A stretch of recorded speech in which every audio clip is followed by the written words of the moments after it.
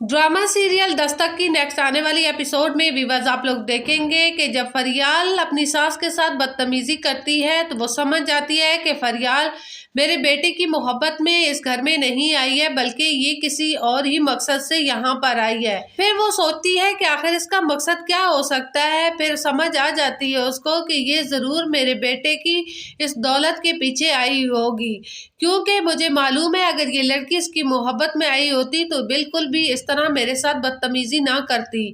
अब मुझे अपने बेटे को समझाना होगा हर हाल में, ये तो लड़की उसका सब कुछ बर्बाद कर देगी, मुझे ही कुछ करना पड़ेगा। सैफ की माँ सैफ का इंतजार करने लग जाती है। जब सैफ घर पर आता है तो उसे समझाती है कि मेरी एक बात जरा गौर से सुन लो, ये लड़की तो तुम लाकर मेरे सर पर मुसल्लत कर दी है, लेकिन ये मेरे साथ बहुत बदतमीजी करती है और मैं जानती हूँ कि ये मेरे साथ इस तरह क्यों कर रही है। जिस तरह इसने किरण को यहाँ से निकाला है, इसकी यही ख्वाहिश होगी कि अब मुझे भी ये घर से निकाल दे ताकि वो यहाँ पर आज़ाद होकर रह सके।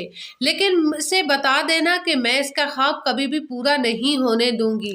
तो आगे से सैफ कहता है कि अम्मी प्लीज़ अब आप छोड़ दें इसका पीछा, फरियाल बहुत अच्छी लड़की है, मैं उससे बहुत मोहब्बत करता हूँ और वो भी मुझसे बहुत मोहब्बत करती है। वो इंशाल्लाह हमारी शानी का भी बहुत ख्याल रखेगी, वो माँ बनकर पालेगी। लेकिन सास उसकी कहती है कि एक मेरी बात याद रखना, मैं तुम्हें कभी भी माफ़ नहीं करूँगी अगर तुमने किरण को तलाक दी तो।